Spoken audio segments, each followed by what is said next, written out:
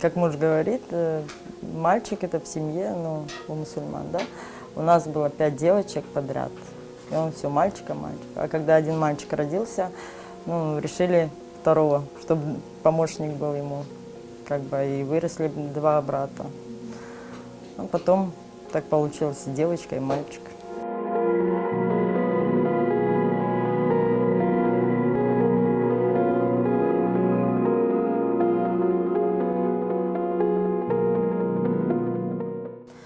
Ну, семья – это наше богатство, это наше счастье.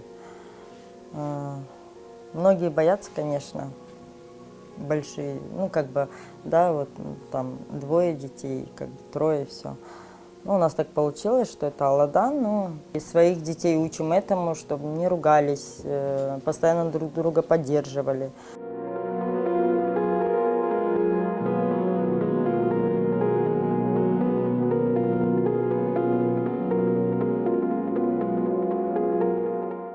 Это наша комната.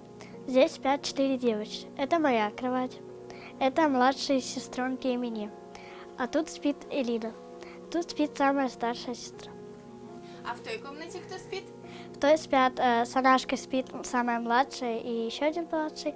А там с бабашкой в зале они спят иногда Реза и Шавкет.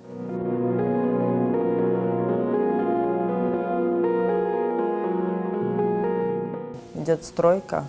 Мы хотим для детей, чтобы, ну, были условия, как бы кухня, там, санузел, самое главное. Поэтому мы хотим попросить, как бы, ну, если, конечно, это возможно, чтобы помогли, ну, как бы собрать немного средств на улучшение условий жилищных.